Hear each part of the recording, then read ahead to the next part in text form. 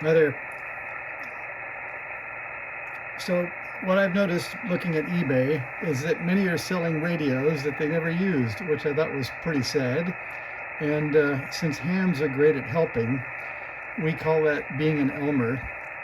Although I'm not sure who Elmer is or was, but he must have been a good guy. So I'm going to show you with this recently acquired FT817 what I would do if I wanted to get on the air. So the band switches are on the top of this thing. We're going to go down to 40 meters and we're going to tune up to somewhere around the novice band between probably 7100 and 7125, where there may or may not be anybody, but let's see. Here's some digital, and it seems to be pretty quiet up there between the digital and 7125. So we're going to just park on 7100 and listen for a while to make sure we're not stomping on anybody. Then I'm not going to go through the tuning of my antenna, but I have a dipole on the roof, and I've got an MFJ 969 tuner. I'm going to set it up for where I know that it's tuned up for 40 meters, which in my case is 7.5, 101, and 6. That's about right. So that way we won't have a huge SWR. We can go through that in another day. But the next thing we'll do is we'll go into the function menu by holding function down till it gets up to CW speed. We'll turn that, to CW speed, and then we'll turn that down. I haven't set it 5 words per minute for a while, but we'll see if we can do that. And then we'll save that by holding function again. And let's just look and see what else was there. So there's speed, there's pitch, that's okay. The paddle is set to normal. The weight is 1 to 3, that's what we need. So that should be good for CW. I don't think the 817 has a power control because it's kind of maxed out at 5 watts anyway. So we'll leave that menu. And then we've been listening for a while. We're going to send QRL, which means is this frequency in use? And let's see, first we better be on CW, so let's hit the mode button. Okay, there's CW. And you can see it set the offset up 700 hertz for us. So we could set that back down to 7120.00. Okay, so that's where we were listening before. So we'll send QRL.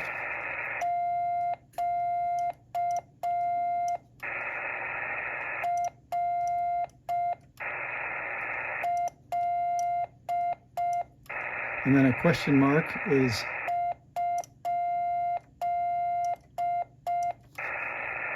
that's a chore going slow for me, but we'll see how that works.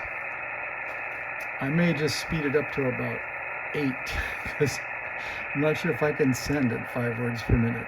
So sorry about that, but I'll just go up a bit. Okay, there's 5. I'm going to go to 8 or 7 maybe. We'll go 8. Okay, we'll try that again. I'll send the QRL.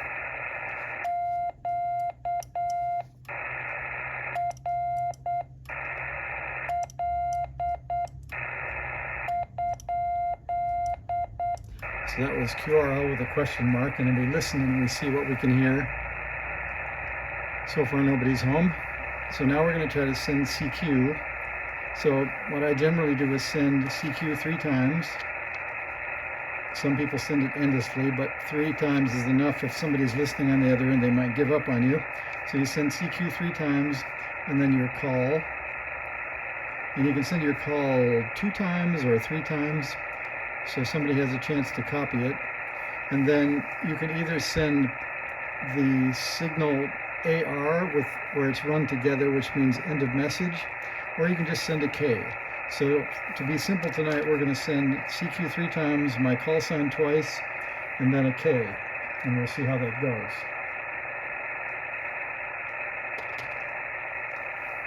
So here we go.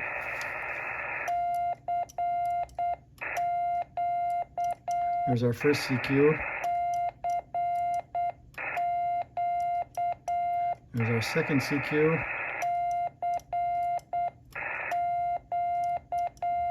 That's our third CQ.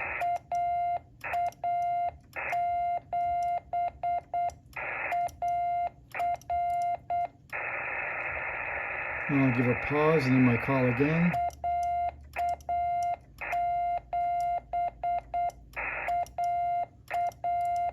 That was my call again. Now we're just going to send K, which means go ahead. And we'll see what we hear. And we may not hear anything. You just have to be patient. Especially these days, I don't hear too many people on the novice band. But if it's, 10:06 p.m. here in California right now. So there might be a few people up playing with radios. So we'll try that again.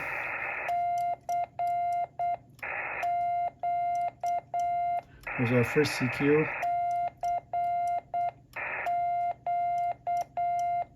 Our second CQ.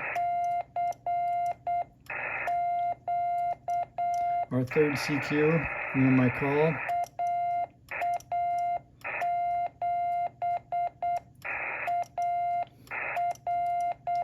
And we'll pause a little bit and then send it again.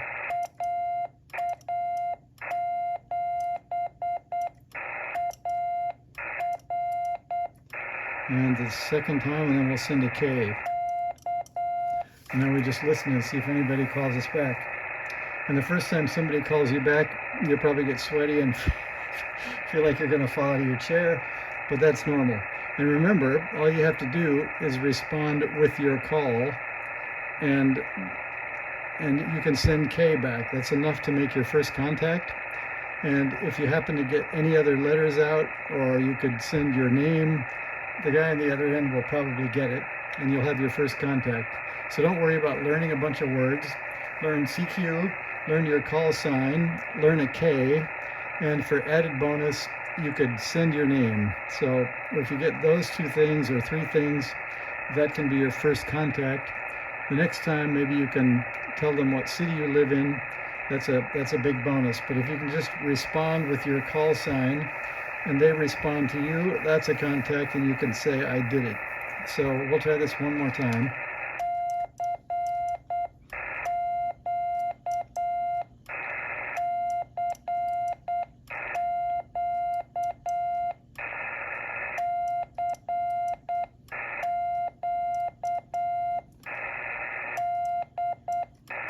So that was DE, which means from. That's another added bonus.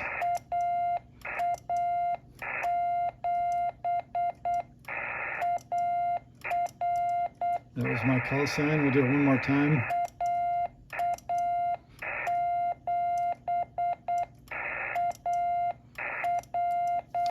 And then we'll send K, and hopefully they'll respond.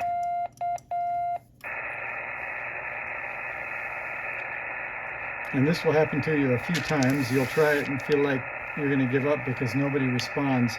But if you guys might agree that you would try at maybe 9 or 10 p.m. local time as a try to see if you could run into somebody else, that's a good way to do it too.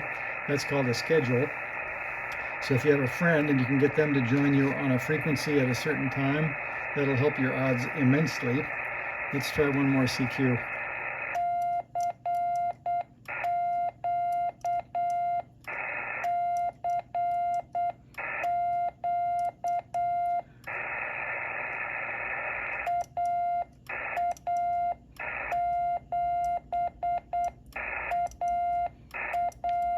There's my call once more. We'll send one more.